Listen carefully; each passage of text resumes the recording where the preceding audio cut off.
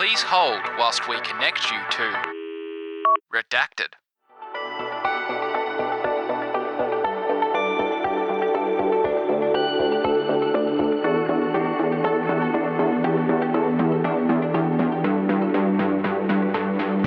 This is Oliver Alexander.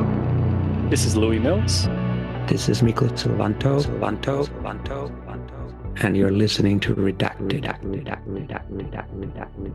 Today, we're joined by Miklu Silvanto.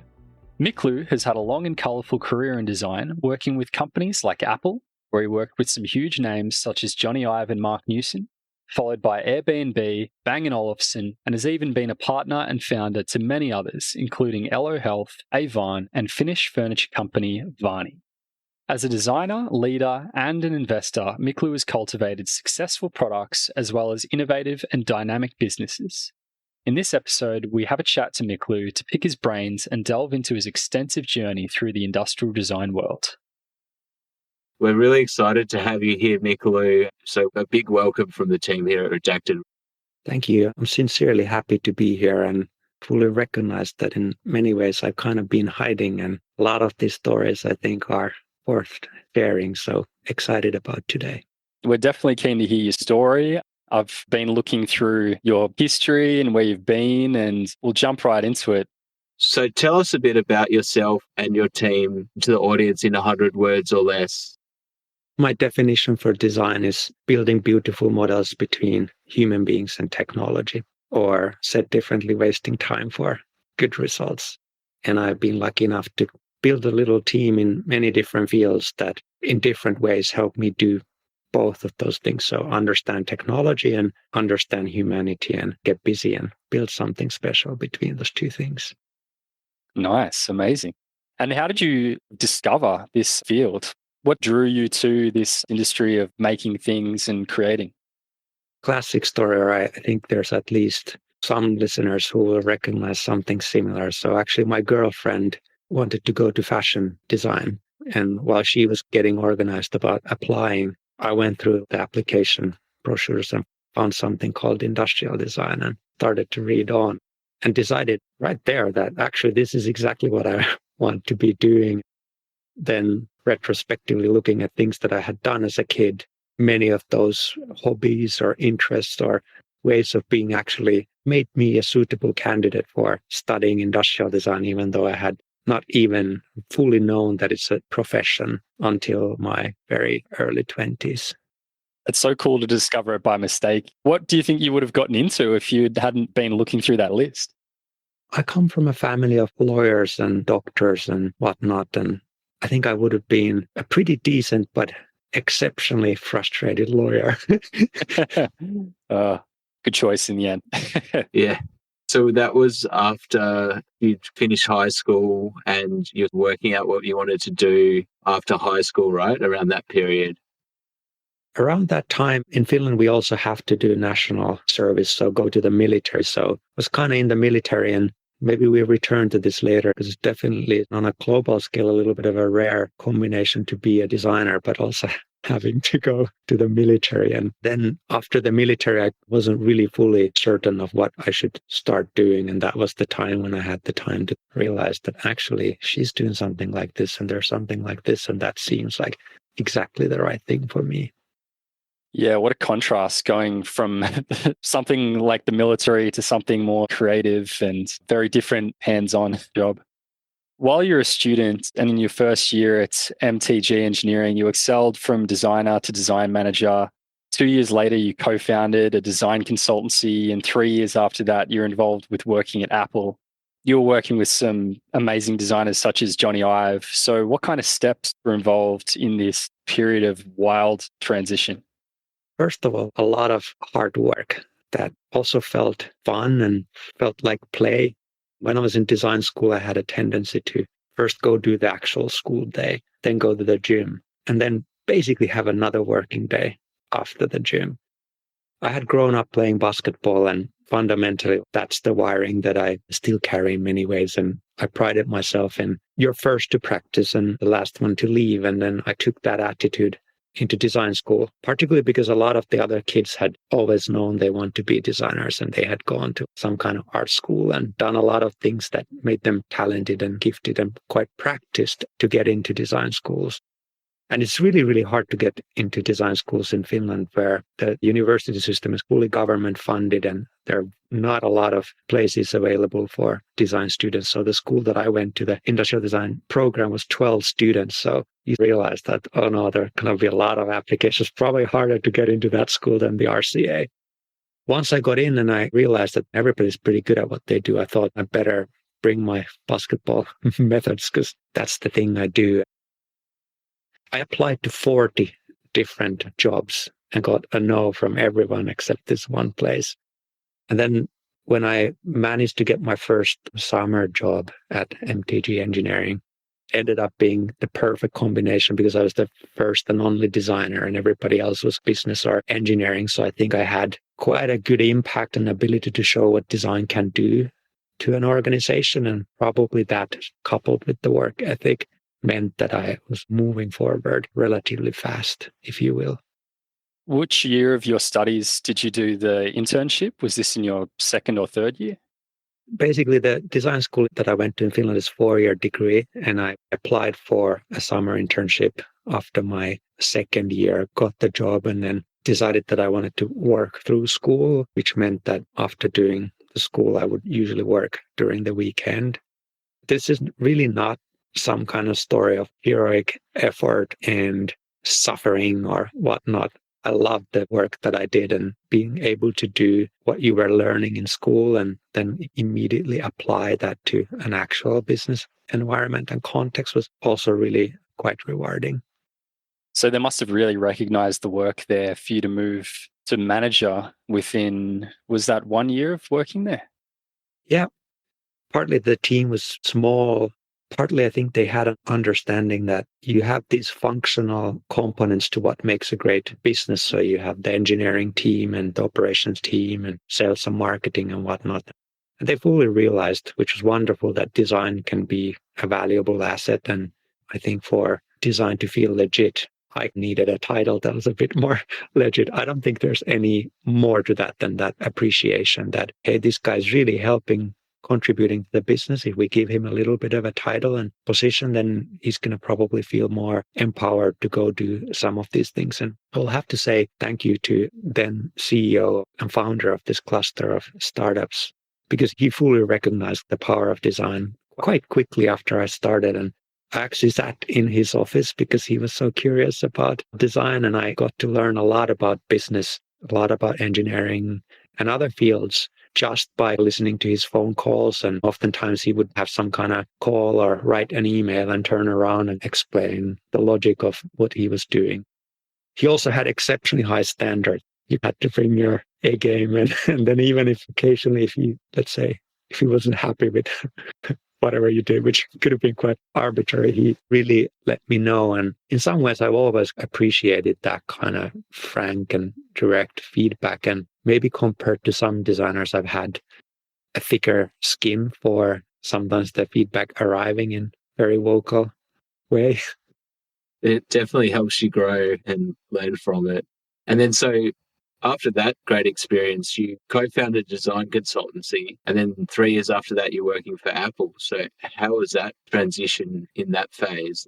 The Royal College of Art, where I went for master's degree, that's when I left MTG Engineering. And I actually worked in a little mobile phone design studio for the summer between my graduation and starting at RCA. And even though it was just a summer, it was actually quite informative time because back then Finland was the dominant location in mobile phones and Nokia was the most dominant. And this was a really elite little design studio that was working, I think, at the time for 4 of the 5 biggest mobile phone companies. And they had an exceptional modeling workshop where they built really beautiful models. And there were many practices that were relatively state of the art. And because the guys around were really, really talented. If you think of the earlier context of being the only designer, to then transition to an environment where everybody's a designer and they're getting paid by some of the world's best design-driven companies to a degree for design, That was a big transition and important. Like, hey, I can also design with these really good designers and not just to the engineers. And then RCA in so many different ways. It has a tendency to transform you. Back then, the course was run by Ron Arad, the Israeli designer, who was quite relentless and artistic and not somebody who would usually run academic courses somewhere. And the course was really different in this context. But he had a saying that he'll take the world's best design students and make them unemployable, which I think to a degree is an accurate statement that there was this huge, okay, this is how you see the world and these are the given trajectories that you can take. And we're going to dismantle all of that. And then you, if you're still left standing, you get to reassemble who you are and how you work as a designer and pick your own way of doing things. And this was very much my experience and something that I truly appreciate after the fact. Yeah, that's an intense doctrine for sure. Yeah. Redacted.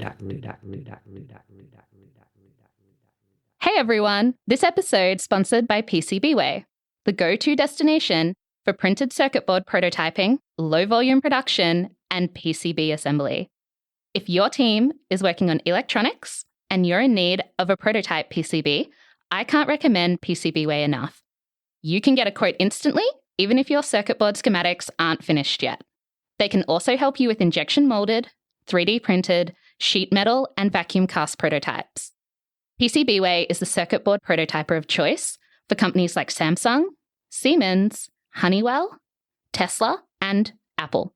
But you don't have to be a big company to use their services. I've personally used their services to instantly get quotes and have had prototype PCBs delivered in a timely manner.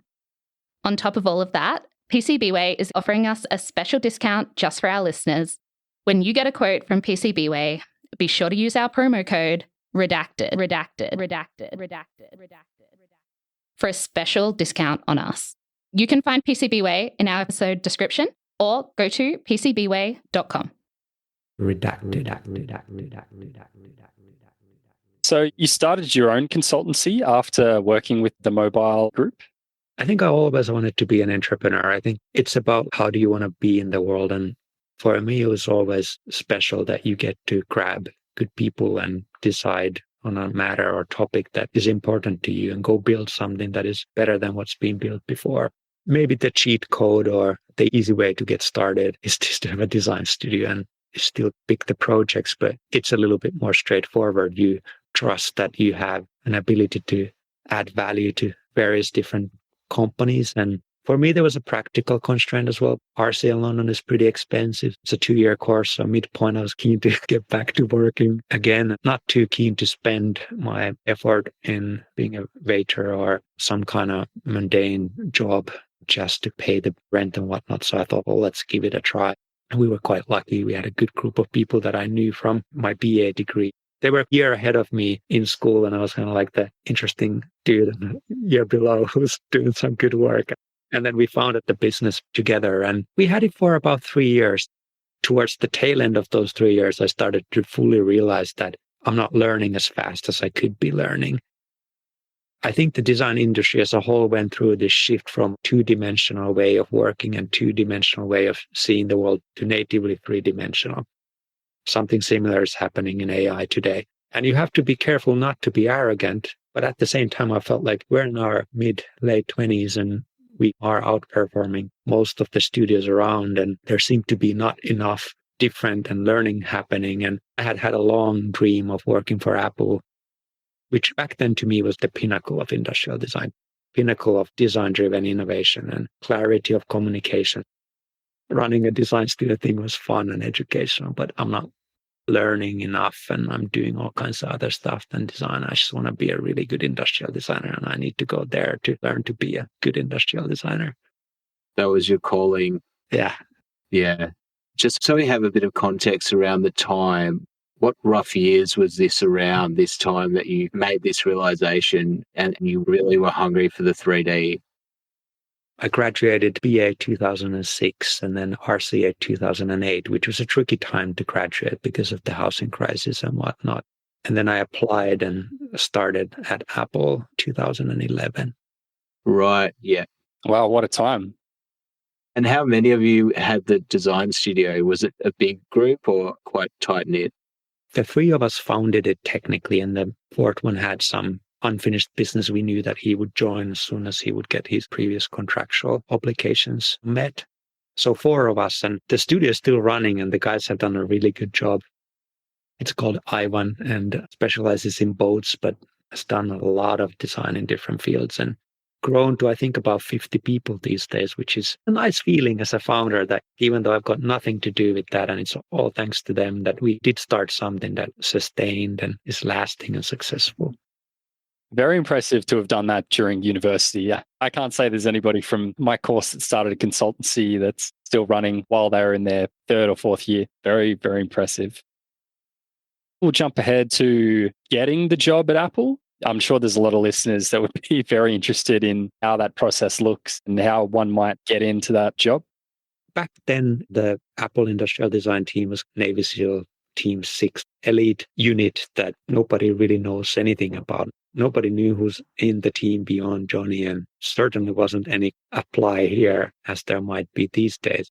And Apple was tiny by comparison to what it is today. And I just started emailing my portfolio with short motivational note to a bunch of places, and somehow it connected. And then I met a recruiter in London and had a really, really great connection with her. And then she asked me the same evening if I was up for meeting Jony for breakfast. I didn't even know that Jony was in London the morning after. I think I instantly recognized that that's the dude that I've been looking for in terms of what I wanted to learn and what kind of person I wanted to learn it from. My actual name is Mikael, and I use this nickname Miklu. Everybody's always called me Miklu. And when I met Jony, he shook my hand and said, "My name is Jonathan I, but everybody calls me Jony." And I just said, "My name is Miklu Silvanto, and everybody calls me Miklu." And for me, it was special that when I started, everybody knew me by my nickname. And it just made me, among other things, feel incredibly at home and at ease with this team that was also really, really intimidating in terms of what they can do and what they have done. Did it feel like a really big company, or it felt maybe a bit more casual? Let me come at it from 2 angles, personal and then more what the system was like. I mentioned that I felt like I hadn't been learning enough, and I had been looking for a bigger brother, somebody that I can appreciate and learn from, and who would also let me know if I'm being stupid. I managed to find 5 or 6 incredible designers who decided that they will help me grow and learn fast. And it was amazing. I was completely addicted. And then on the system side, how Apple works, first of all, I want to say this really clearly to everybody's benefit, that it's all about the way of working. There is no product in the world that is born out of anything other than a certain way of working. And you shouldn't try and copy somebody's product. If you want to learn how to do something, be inspired by their way of working, because that's what leads to the end result. Apple back then particularly had a really wonderful way of keeping things small, keeping things connected, keeping things focused, keeping people working and spending time on things that genuinely matter. And I quickly learned that the genuine difference between great people and the very best people in any profession is that the very best people always know what's most important and focus on just that and not the noise that comes with corporations and size and whatnot. My first half at Apple was just fully learning and wanting to prove that I can be part of the team, and then realizing that, oh, wow, I can be part of the team and actually excel here. And they seem to really like me. Also including some attributes in my characteristics that were too much in previous environments.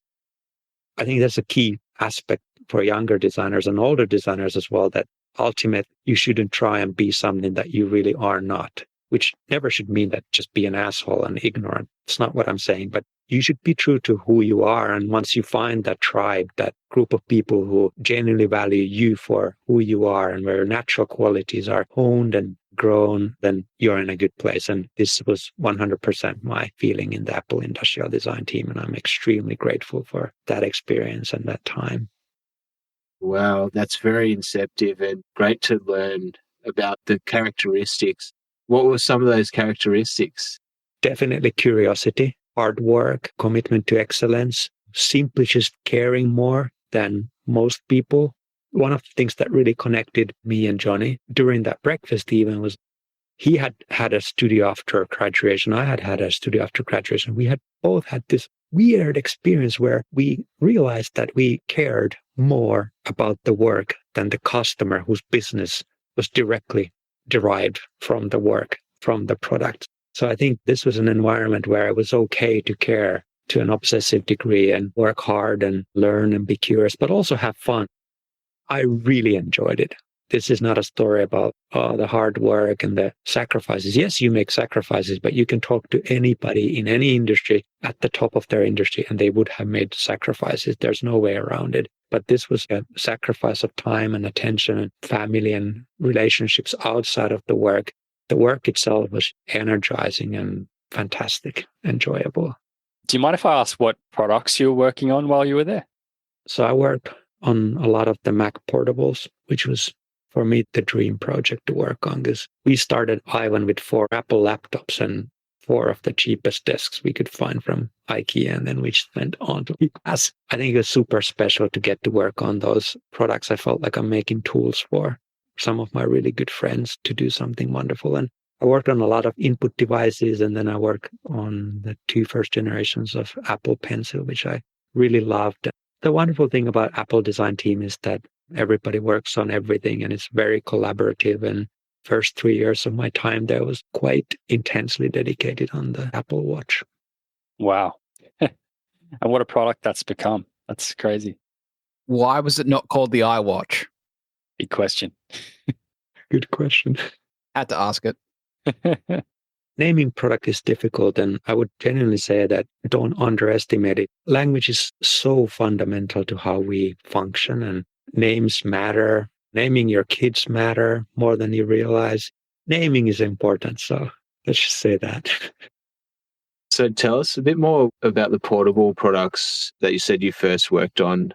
This is clearly in the public domain and also very important and rarely talked about.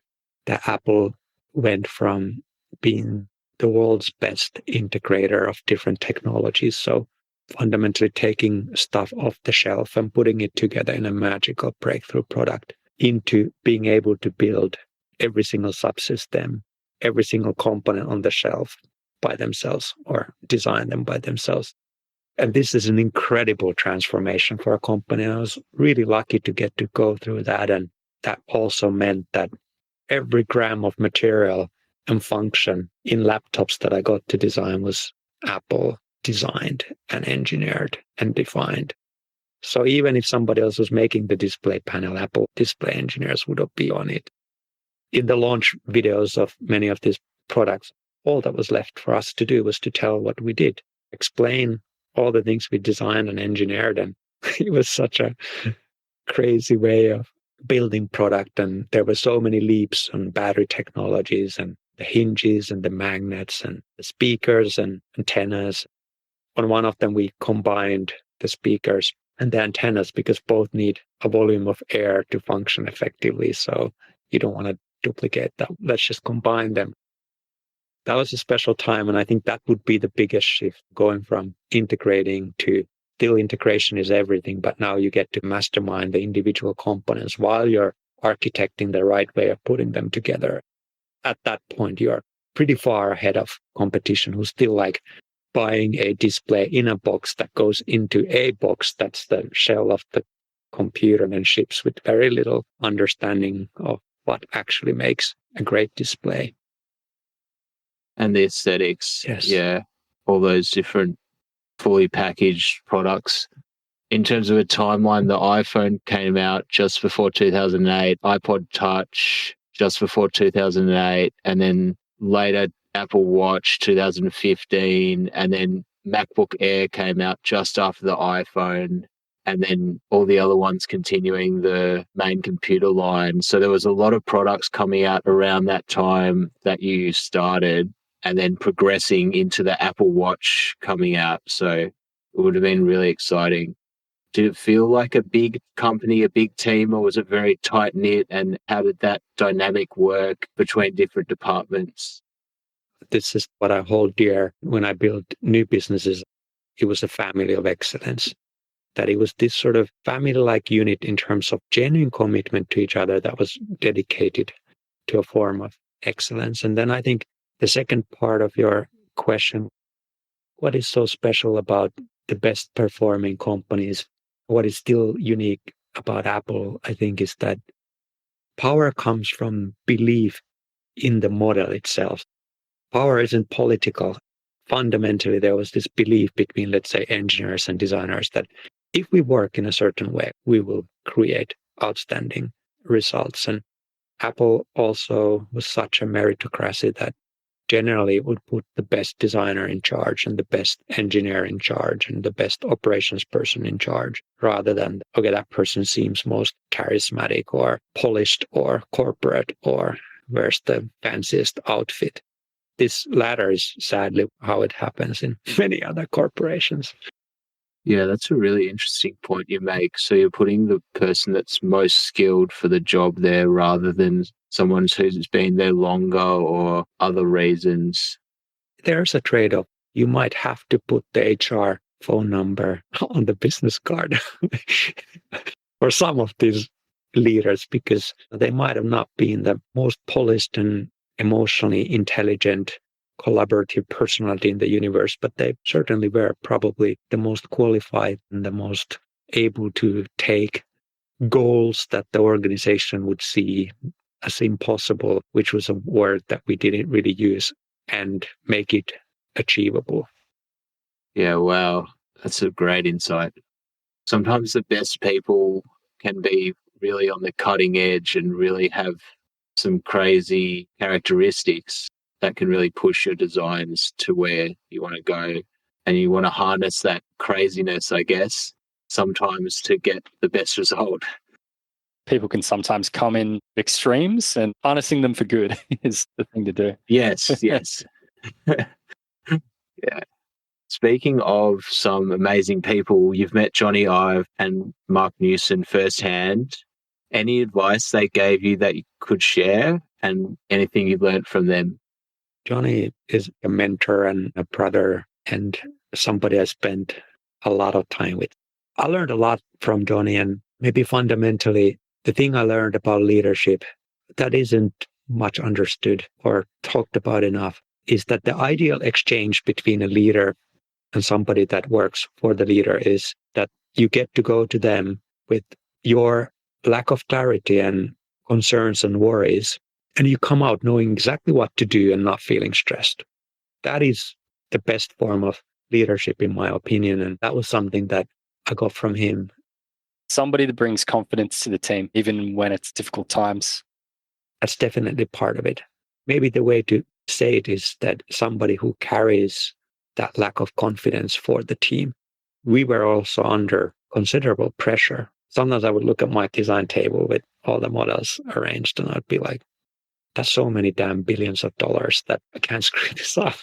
A significant amount of pressure, and ultimately, I'm just a member of the team trying my best, and John is the one who's responsible for all of it. Carrying that concern for the team so that the team can do a really good job. So really grateful for all the leadership lessons that I got from him. And then also occasionally things don't go like they should. And what I always appreciated with him was that he was willing to put my growth in the center of the relationship, even when it meant that he had to be quite forceful or sharp for the message to land, which I think for the leader is always the more taxing way. And many leaders back off from this need to push people so they can grow. I'm really grateful that he didn't back off from that responsibility. I think ultimately, even in the times that it would get a little bit tested or hot, it was in the service of my growth. And for that, I'm truly grateful. And then if we transfer to Marc, who is also an incredibly talented designer and really funny person, really good company and curious and witful and fun to work with. But very different from Jony. So they're really good friends, obviously, but also two very different personalities. What I like about both of them and what is genuinely true is that they both just absolutely love design. Their success may have brought all kinds of complexities, but fundamentally, I think they're just as in love with designing and making things as they probably were in design school. And that's also something where I do feel they're the famous and more talented and the ones that are going to be in history books, and I get to be just a regular dude who was good at design. But I think that's the commonality, that the whole team, that this is just a group of humans who just simply love design and building future things. That's an amazing insight. One thing that you mentioned there is the difficulties of becoming such a famous designer. Do you have any little insights that you might be able to say about that? At some point, you're going to need security. Attention gets too big, and we can all relate to the fact that it's hard being a human being and be portrayed in the media as this sort of genius that's somehow elevated from the rest of the species and can't do no harm. I spent quite a bit of time with some extremely successful and extremely wealthy people, and I think they all struggle to a degree with this offset between understanding that they're normal human beings just like us, and then you have the rest of the world telling you and everybody else that they're somehow far superior. So it's not the easiest way to be in the world. Yeah, I'm sure. How did you decide that you wanted to do something else after this? There are two very clear reasons. First one is that Jony left Apple, and it felt like this is my time to go. To lead me, it's not a question of authority or title or role. You can lead me if your commitment and talent in a skill is something that I want to learn from, which was the reason I wanted to work for Jony. I learned so much from him, and that's where the leadership relationship comes from. And when he was leaving Apple, it felt like that would not have been in place for me personally. So it was an easy choice from that perspective. The second piece, which is just as powerful, is that I felt like I had learned quite a bit about how to build really wonderful products, and I really wanted to build some wonderful companies next.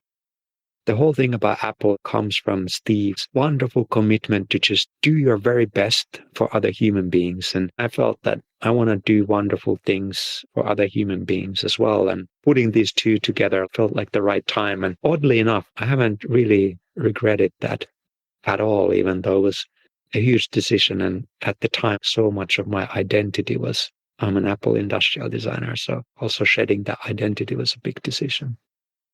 And from there, you've gone on to start many projects. How has that next part of the journey played out for you in terms of after Apple, and what was your goal now that you've had these realizations moving forward? What did you want to continue doing, and what was your goal at that point? I wanted to learn more about leadership. I knew I could lead under the power of the culture at Apple, and I had the luxury of leading in so many different ways without the responsibility of direct managerial duties and other things. So that was something I wanted to do, and I got to do that at Airbnb and also even more so at Bang & Olufsen. But I also felt that it was time to just do something for the love of doing things. So Vaarnii, for example, the pine furniture business that we founded, is our love letter to Finnishness. My co-founder and I both lived overseas for 15, 20 years, but we love Finland. We feel like we come from this really unique, relatively odd place, and we wanted to create a brand that fully describes this energy in furniture, because we also felt like there's not been any exciting furniture companies from Finland for a long time. My co-founder has actually done a career in the furniture industry. So it was like, okay, that's the perfect vessel. And to some degree, I just wanted to do something extremely simple. It's cool to work on something super complex, but I felt like I need a hobby where it can just be like a chair, and that's it. Yeah, a love project, a passion, but still in that design realm. I'm really curious about the whole pine ideal rather than going traditional hardwoods or even a sustainable hardwood like bamboo. What's the pine idea? The truth of the matter is that in Finland, you can do birch or you can do pine. Oh, okay.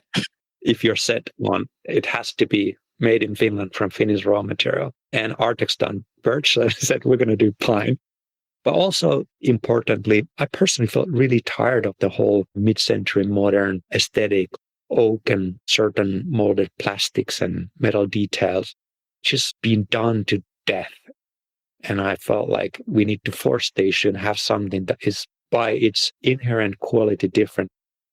because like you mentioned, pine is a soft wood and it's nowhere near as durable as something like oak. So you need to use a chunk of material. And I felt like these are all real positives for what we would like to achieve. And I came up with this aesthetic that I call brutal and sophisticated. It's a reflection of Finnish society. Because we are such a young nation, and in some ways education and culture came to Finland relatively late, there is this bluntness in our culture, also comes from the brutal weather and whatnot. But then on the other hand, there's always been this really interesting sophistication that things tend to be so simple. And maybe it's for the lack of these cultural layerings that there's a different type of clarity that emerges when you don't have to think of all the kings and queens and rules and regulations and practices and history. Let's just do something.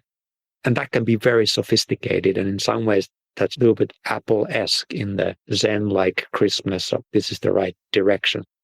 So brutal and sophisticated and made out of Finnish pine in Finland, where that was the recipe. And it's been so much fun to pick an interesting combination of designers around the world to work on different things with us. And it's been super validating now to have Ronan Burlek and these most talented designers of the past 20 years in furniture embrace that we're doing something interesting and wanting to contribute to this.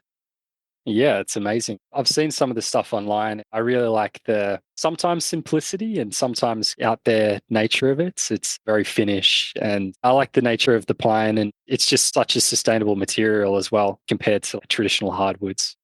It has this sense of space. We sometimes joke and call it the bamboo of North for just those reasons. I like it.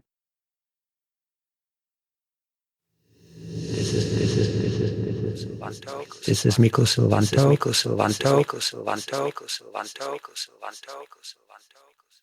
And you're listening to Redacted. You left Apple, and I believe you went to Airbnb after this. This was more of a UX, UI role. How was the transition to this kind of role from what you were previously in?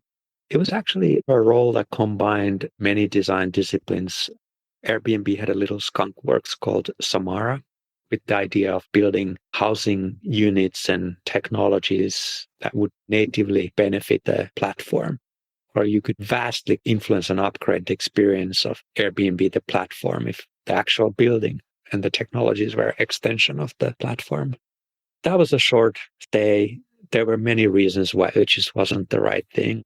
I mentioned in the beginning that you just have to find an environment where you being you is a natural fit. And that wasn't really the case here.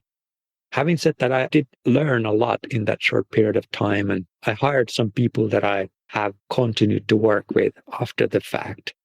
I would maybe say this to the listeners that when and if you genuinely are able to focus on the learnings, it really is a superpower.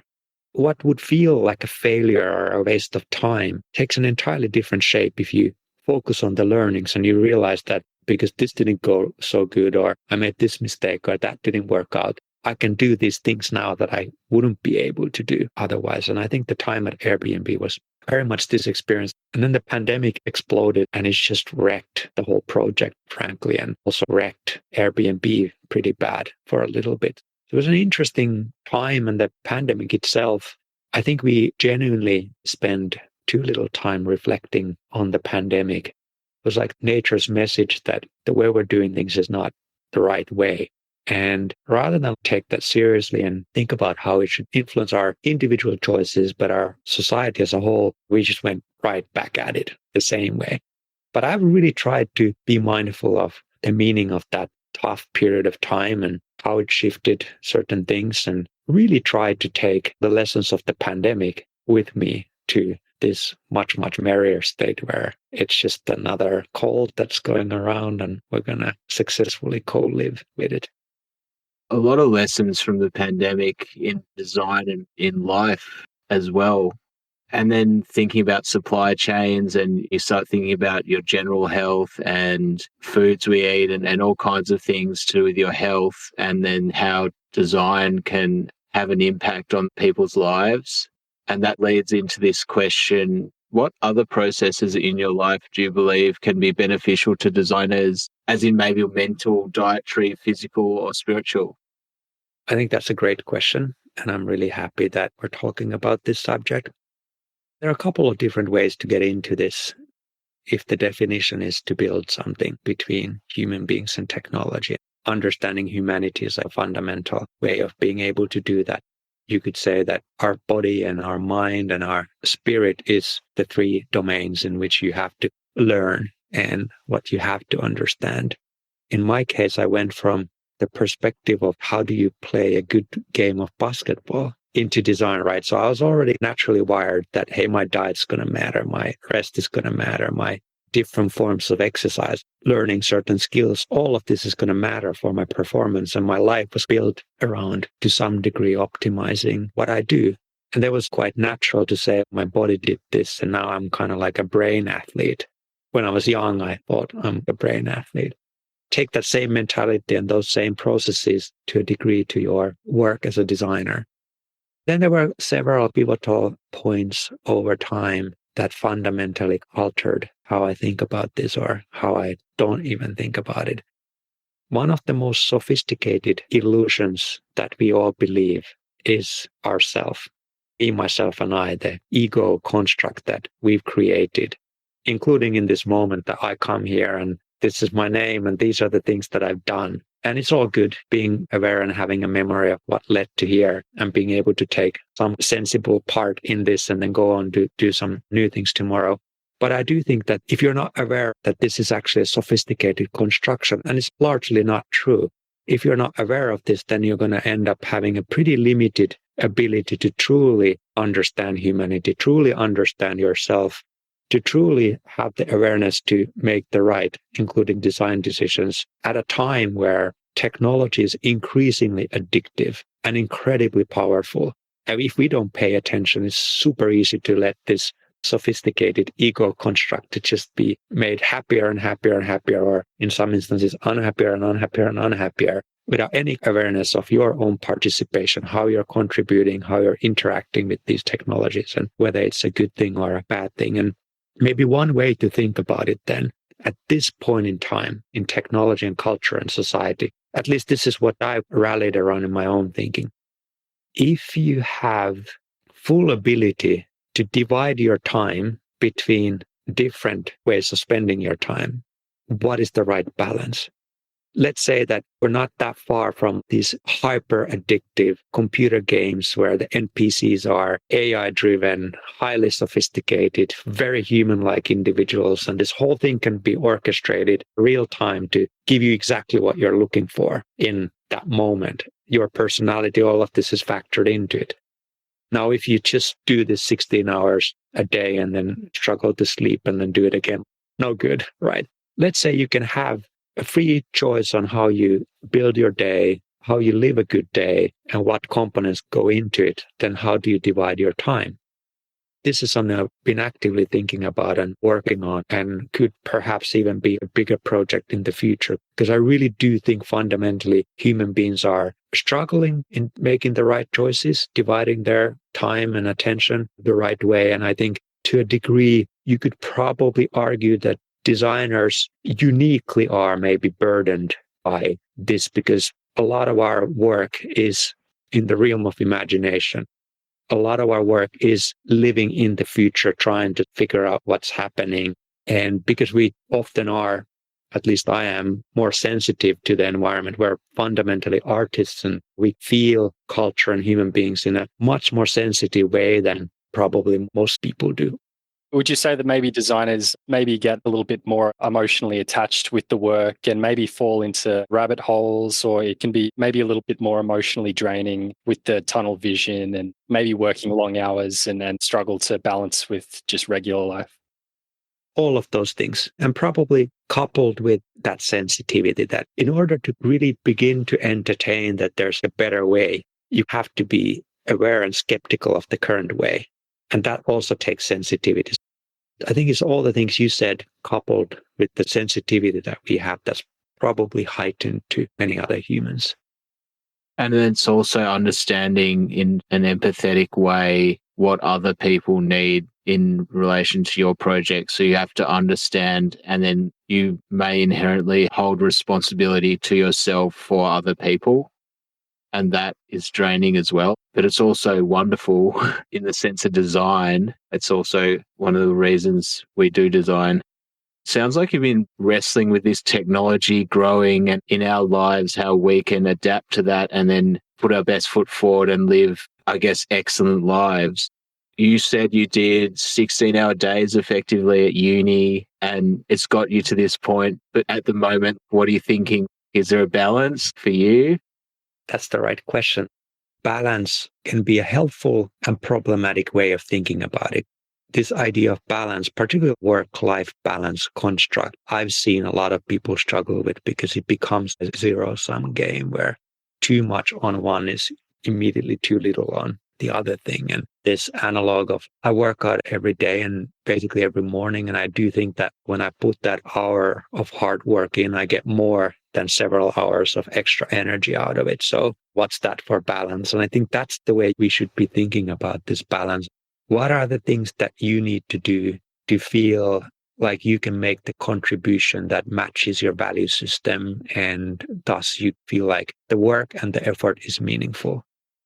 And that often takes sacrifice and that takes discipline and it takes some of these other practices like mental training and physical training and whatnot so that you can actually do a good job. And ultimately, this has been a struggle, I think, for humankind increasingly because of technology.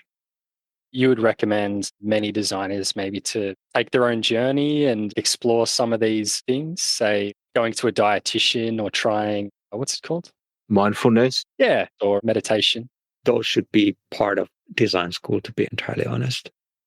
Let me describe it in a very simple way. Fundamentally, as humans, we have two algorithms that all of us recognize. One of those algorithms is pulling us towards something, motivating us to do something, creating this craving. So let's say we want sugar or beauty or money or fame or whatever. There's this clear base level food algorithm that is about craving. Similarly, there's a base level algorithm that pushes us away from too much work. I'm afraid of this. I would be embarrassed to do that. And if we don't work with these two algorithms, we are basically imprisoned by these impulses that are these two algorithms. And you named a couple of extremely powerful ways of studying these algorithms. One is food, because we are craving for food every few hours if we don't pay attention, right? So a very easy way of learning to work with these cravings is some kind of fasting practice that I would really, really recommend everybody trying. It also has massive attention benefits and has significant health benefits. And the other one would be meditation. Recognizing that our breathing is the easiest way for us to reset to a degree the nervous system and also to start really revealing some of these cravings or fears that we have, that once we understand them and we start to lessen their impact on us, it frees a lot of attention and focus on the stuff that genuinely matters. I would definitely agree with the meditation. It's something that I've tried, and particularly in times of stress, it's very helpful. Redacted. You've had experience with AI, I'm sure, and had a rare insight into the technologies at the forefront of this space. Could we get some of your thoughts on the AI space and how its relationship with people might play out? It would probably be useful to start with some kind of definition for what AI is. Maybe for the benefit of this conversation, we could think of it as large artificial brains living inside very capable computing systems. And these brains can then take a high degree of independent action also. Some of them have creative adaptive agency that is entirely new to previous generations of computing systems that would have to be programmed with quite precise input-output commands and thus take a much more limited set of actions. I think we are vastly underestimating the urgency of containing and shaping and legislating these incredibly powerful new technologies. And I think the way that relates to people designing, building, and imagining the capabilities of these incredibly powerful technologies is that we need to spend more time designing and understanding the negative outcomes. And there has to be some pretty profound and urgent moments of putting a little bit of brakes on so that we can do this in a smart and sensible way. And the end result ends up being a beautiful model between humans and technology rather than catastrophic or dominant. Yeah, I agree. It's such a powerful space, and there's leaps and bounds happening at the moment that I think even 2 years ago, I probably couldn't have imagined. And I definitely agree on that we probably need to maybe scrutinize it a little bit to understand it as it happens, because there's sometimes instances where technology can get out of control. Yeah, without the framework, because it's moving so fast, as you say, it's iterating so quickly at a pace that the framework can't keep up. It's great, it's progressing quickly, but it's also like, where are we going? As you say, it can be used for good and evil. It's really interesting space. Do you have any examples that you think are really important to share in this space? There's anecdotal stuff that I think just highlights how powerful it already is. One part of my role as this flexible entrepreneur, advisor, investor, all these different things that I do is that quite a lot of different contracts have to be signed and built. Just recently, I was working with ChatGPT fully in Finnish language to structure a deal under the Finnish incorporated law. There were lawyers involved, but all of my contribution, knowing how to ask the right questions, came from one of these most capable artificial brains. And the fact that I'm doing it in Finnish language on this super esoteric set of law that is learned, and that it was so impactful in guiding me to guide professionals that work in a domain and field that's very different from my own, is just a really concise example of, wow, this is going to drive so much change so fast. It's incredibly exciting. Do you use it as part of your process in design and things like that as well? Yeah, I use different types of AI every day, not as a replacement of process, but more like a sounding board. Oliver used the word framework. I think it's like a new framework that once it's in place, it can feel a little bit like you have a team of people. Like I have a little bit of a lawyer and I have a little bit of this and that, and things like Midjourney. We build these rules and limitations about design in our heads. Let's say app design. Even though we no longer see the thousands of apps that we've interacted with have created this false illusion that a button has to be this size and this is the densest field of data that you should ever have next to a button or whatnot. With some of these AI tools, you can start the morning with 100 ideas that prove that your limitations are just that. They're limitations, they're not reality. And you can pick a couple, and they're all usually bad in some ways, but they're fantastic and surprising in others. And the fact that you can have this dialogue and shake up your limitations is fantastic. As much as it is scary, it is super exciting. And I definitely would say that my own number one learning priority is AI for that reason currently. I think it's something that all designers need to get around. If you're not using Midjourney or DALL-E or some of these other ones, I think I saw one on LinkedIn the other day that just turns sketches into renders. It's a tool. At the moment, it doesn't look like it's really going to replace people, but it's just a very valuable tool for creating more ideas and putting more things on pages in front of you just to absorb and put out good work. I do see that it's moving so fast, and that's probably the only part that worries me a little bit. Yeah, I agree. I'm really worried and quite confident's not the right word here, nor is certain, but there's a historic reason to speculate that a lot of jobs are going to disappear. Traditionally, as these sort of breakthroughs happen, what ends up happening is productivity and wealth goes up, but either there's huge classes of jobs that just disappear. And as far as I'm concerned, and the way I'm using AI, I might not really have a lawyer per se in a few years looking at how robust some of this work is, or probably between not having a lawyer and today, I'm going to have a lawyer who's very capable of using AI. So that's a team of lawyers maybe 15 years ago. Or each of the lawyers become a lot more adept or every single one is quite good. But yeah, is there enough work for all these lawyers with all these powerful tools then? Who knows? It's a balance, I guess. And then there's the new jobs created, but are they being created at the same rate? And then it's all that kind of changes, similar to when the calculator came in, and then sort of similar again to the era of computers. A lot of jobs went. The speed is a lot faster now of this change. So for the world to catch up, I think you're right, it's going to be a drop. But we'll see. That's why we've got to be onto it, like you say, and keep adapting. I guess that is the scariest part of the speed. It could be such a huge uptick in the technology, and it just could create a vacuum with the job need. The speed of change coupled with the latency or the lack of urgency in terms of learning. So for all the designers out there, the time is now. You need to get on top of understanding, playing, being curious about these technologies. And we really need to move now. And we know that we can't wait for the education system to educate us about this. As usual, they're late several decades on many of the most important matters. This learning has to happen in designer communities, and probably also the biggest vessel is YouTube or Discord, not design school, sadly. Really good point for students. Redacted. Thanks, Miklu, for joining us on the show today.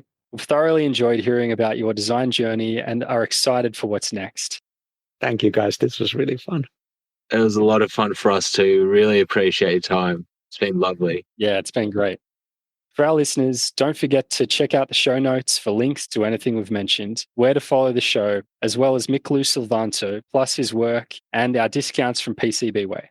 Thanks again for listening, and until next time, this has been Redacted.